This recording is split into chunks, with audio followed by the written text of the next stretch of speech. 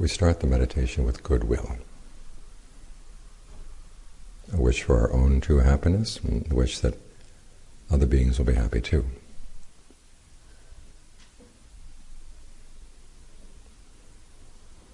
And then we continue the meditation by focusing on the breath. To give ourselves a good place to stay settled in the present moment, where you can be here with a sense of well-being. We're not just watching the breath willy-nilly, we're trying to direct it. As the Buddha said, we try to consciously breathe in and out so as to give rise to a feeling of refreshment. Breathe in and out so as to give rise to a feeling of pleasure and ease. So ask yourself, what kind of breath would be pleasurable? What kind of breath would be refreshing?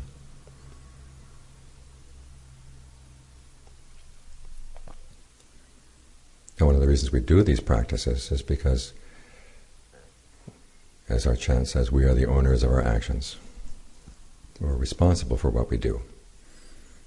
And so we want to come from a good place. One, having good intentions for all beings.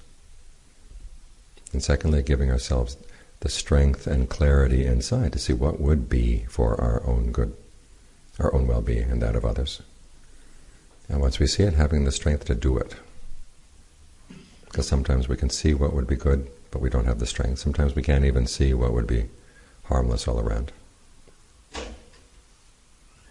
Which means that we can't really trust ourselves, because our lives are shaped by our actions. And if we can't trust ourselves to shape our actions well, then we're in trouble. Because this is the area that we really are responsible for. When we wish well for all beings, the what metta version is, may I be happy. The version here is, may I abide in well-being. May everyone abide in well-being. I remember years back, I was talking with one of the nuns from Amaravati about our translations, and she wanted to know, well, how do you translate this? And so I said, Ang Sukhito Homi, may I be happy. And she started laughing so hard she almost fell out of her chair. May I abide in well-being sounds more formal.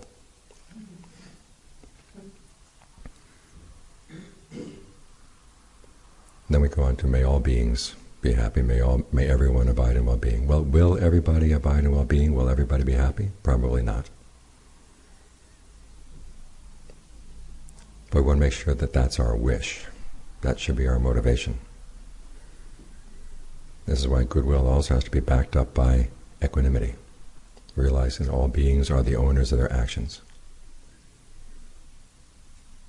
Whatever they do, for good or for evil, to that will they fall heir. That's the truth of the matter. Goodwill, compassion, empathetic joy, these are wishes. May.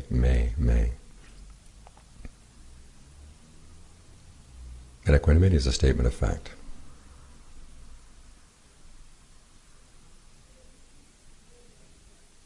Last year I was in France and looked at their chanting book. For some reason they had chanted, may all beings be happy, may all beings be free from suffering, may all beings not lose the good fortune to which they have attained, may all beings be the owners of their actions, which sounds like a curse. So I pointed out to him, no, it's not may, this is the way things are. And we have to accept that. There are certain things that simply would be good to happen, but simply will not happen. But we have to look at what we're responsible for. We're responsible for our actions, and the actions that we try to get other people to do. So we want to make sure that that part of our reality is skillful. As for what lies beyond that ability, we have to treat that with equanimity. Not that we're going to be callous or indifferent, but simply we realize that we have a limited amount of energy, a limited amount of time in this lifetime. We have to focus our energy on areas where we can make a good difference.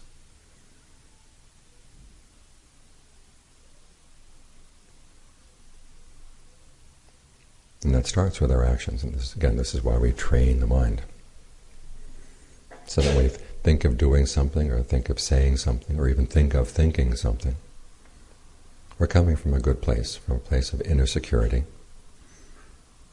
knowing that our true possessions cannot be taken away by anyone else. In other words, the qualities what they call noble treasures. Sometimes you hear the idea that we should not be practicing for the sake of anything, not to be practicing for the sake of acquiring anything. But the Buddha quite freely talked about investing your time, using the language of financial transactions. And what's the best use of our time? Well, developing good qualities in mind. Those are your own inner treasures. Virtue, conviction in the principle of action, conviction in the principles of the Buddha's awakening, a sense of shame at the idea of doing something unskillful. This kind of shame is not the opposite of pride, it's the opposite of shamelessness. You would be ashamed to do something you know would be harmful. You would realize that it's beneath you. A sense of compunction, not wanting to harm anybody, and having a sense of moral principle. Learning about the Dharma, so that you can have Dharma lessons in mind when you need them. Years back, after my teacher passed away, it was a rough year at the monastery. We had monks coming in from other places wanting to take over the monastery. It was a very difficult time. And throughout the time, though, I was helped by the fact that I could remember certain things that Ajahn Fuang had said. And they suddenly became really alive. These are the principles that you live by.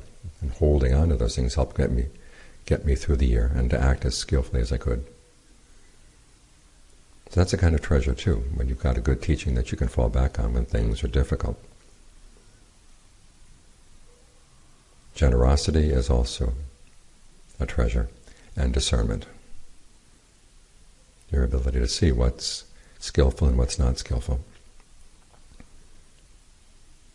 and to act on that knowledge. All these things are things that we acquire through the practice. And those are things that nobody else can take away. So those are the things you want to focus on. The qualities of mind, the qualities of your actions, because these are your treasures.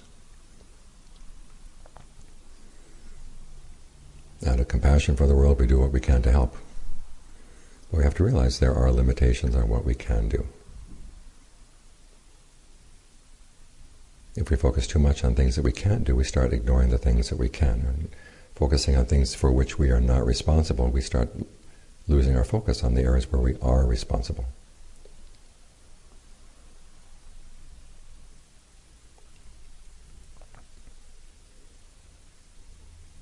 That keeps focusing our attention back here, back here.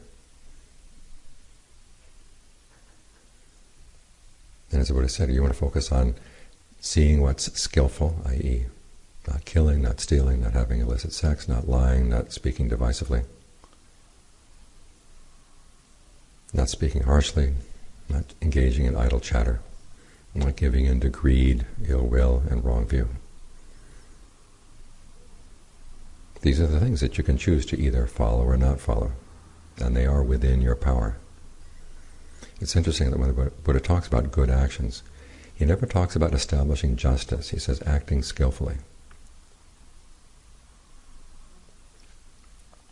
Some people have complained that Buddhism lacks a theory of justice, and maybe it should be added, but then you start talking about just wars and just this and just that, and it becomes an excuse for all kinds of things. Because when we talk about justice, what are we talking about? We're talking about a story that has a definite beginning and a definite end. And you want to sort out, well, who started the trouble? That's the culpable party. Or who did the most evil? That's culpable. Those are the people you want to punish, and those are the people you want to protect, so that you can arrive at a just resolution. Well, the problem is in Buddhism, as we mentioned yesterday, there is no closure except for nirvana. At the same time, there's no discernible beginning. The Buddha said, even if you could think about a beginning point and you can't find it, you can't even conceive the beginning. The story goes back that far. And so when you can't establish the beginning of the story, it gets more and more difficult to figure out, well, who is the culpable party? Who's at blame? Things just go back and forth. It's like a mud fight that's been going on for a long time. And the question about who over time has slung the most mud at the other side becomes meaningless. There's a story about Somdet Do, a famous monk in the 19th century in Thailand.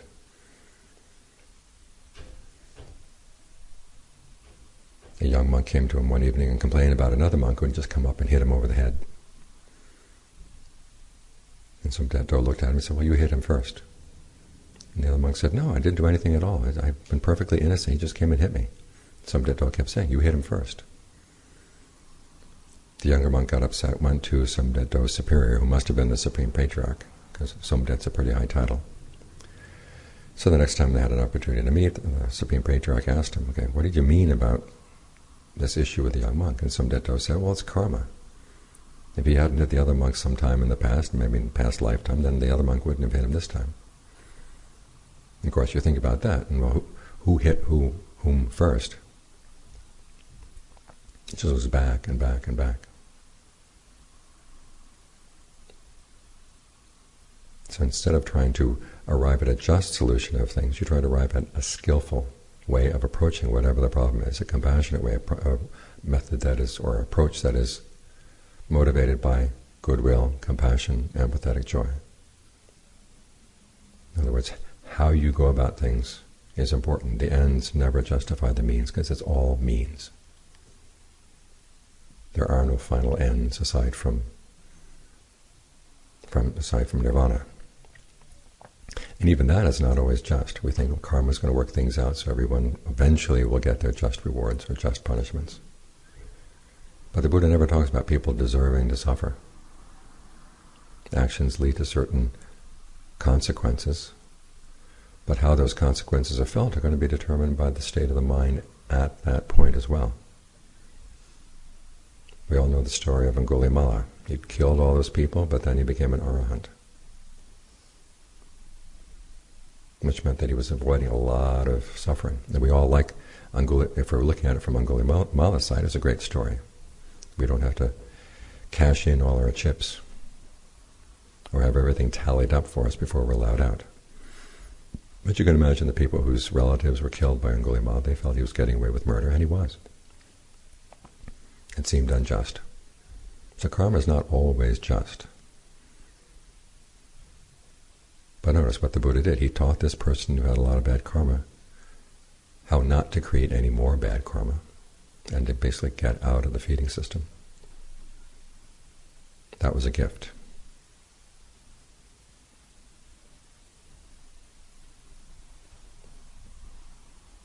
So as we began to realize this mud fight going back and forth, what we're doing is getting ourselves out of the mud fight and showing other people that they too can get out of the mud fight as well. We don't have to tally up the scores, how much mud got slung.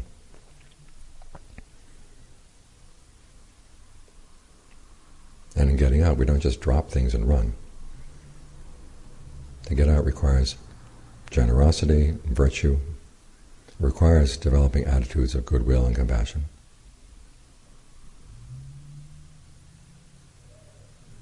And we're free to do that. Now, how many people will do that and what shape the world will be in? The Buddha was not responsible for that. He was asked one time, is the whole world eventually going to gain awakening, or a half or a third? And he didn't answer the question.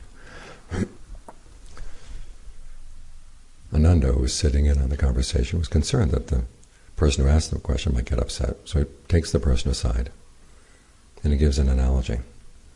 He says, suppose there's a wise, intelligent gatekeeper at a fortress. And the fortress has a single gate. And the gatekeeper walks around the fortress and sees there's not a hole big enough for anybody to slip through, not even a cat, aside from that one gate. And he's not going to know how many people are going to go in and out of the fortress, but he does know that whoever's going to go in and out of the fortress goes by the gate. In the same way, the Buddha didn't concern himself with how many people were going to follow his way. But what he does know is that his way was the only way in and out.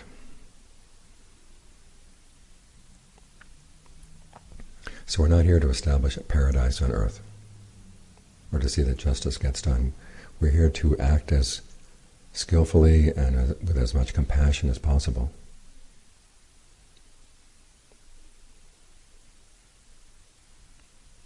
And developing all the Brahmaviharas: goodwill, compassion, empathetic joy, but also equanimity. So don't get worked up about things that we can't change. And that gives us more energy to work on the things that we can.